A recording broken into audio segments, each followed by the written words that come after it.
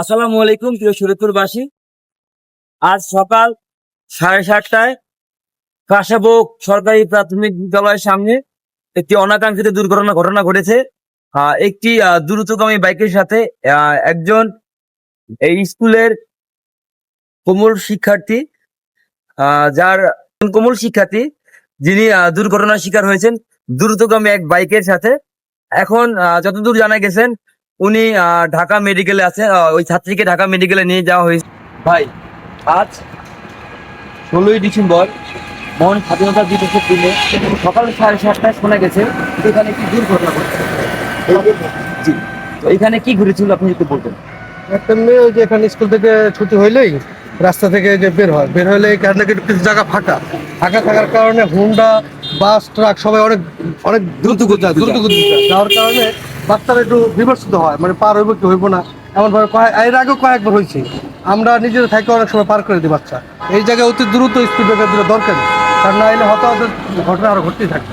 কারণ এই রাস্তা একটু ফাঁকা, এই জন্য কোনো গাড়ি কোনো করে এই জন্য স্পিড ব্রেকার দরকারি, জরুরি দরকার। তো আপনি আপনি কি মনে করেন যে শরীয়তপুর বিভাগ, সড়ক বিভাগ ও প্রশাসনের এখানে কোনো দায়িত্বে গাফিলতি আছে? দায়িত্বে গাফিলতি আসলে সড়ক বিভাগ তো আসলে দেওয়া উচিতই, এটা সড়ক বিভাগ অনেকখানি দিছে দেখছি।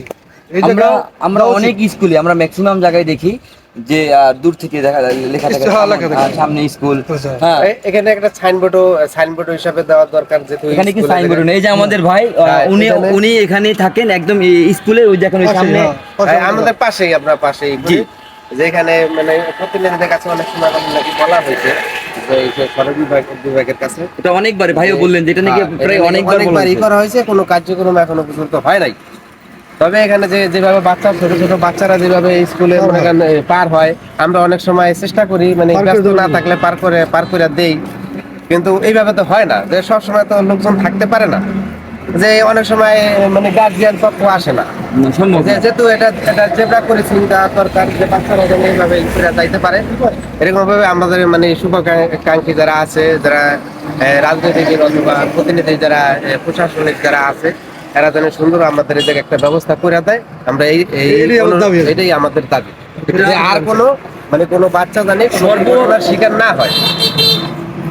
সর্বসাধারণের পক্ষ থেকে এই ভাইয়েরা যে দাবি জানিয়ে গেলেন সেটা হচ্ছে যে প্রিয় দায়িত্বে কর্মরত যারা আছেন এই প্রাইমারি স্কুলের আমি একজন প্রাক্তন ছাত্র।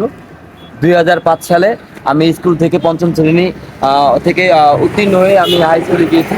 তো সেহেতু আমি আমার ছাত্রত্বের বয়সের শুরু থেকেই আমি এখানে কোনো ডিভাইডার দেখিনি। আমি সেই দায়িত্ব এবং কর্তব্য থেকে আমি নিজে এখানে চলে এসেছি। এবং আপনারাও এই ডিভাইডার নিয়ে, এই স্পিড ব্রেকার নিয়ে আপনারা একটু প্রশাসনের দিকে এবং যারা দায়িত্বে আছেন তারা একটু কাজ করুন, একটু নজর দিন। ধন্যবাদ। হ্যাঁ, এটা কাঙ্ক্ষিত, মানে এটা আমাদের বিশেষ প্রয়োজন। আর চাই যে আর কোনো বাচ্চা জানে এইভাবে দুর্ঘটনায় ওগুলো তো অকাল হিসেবে না পড়ে।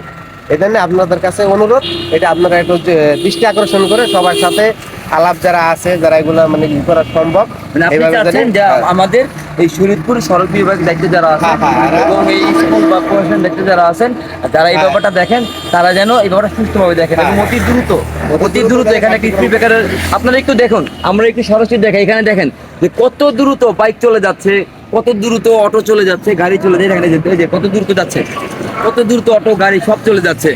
তো এখানে তো স্পিড ব্রেকার নেই, মানুষ থামবে কিভাবে? যেখানে মানুষ থামতেই পারতেছে না বা থামতেছে না, সেখানে দুর্ঘটনা অবশ্যই ঘটবে। দেখেন এই যে কত দ্রুত, দেখেন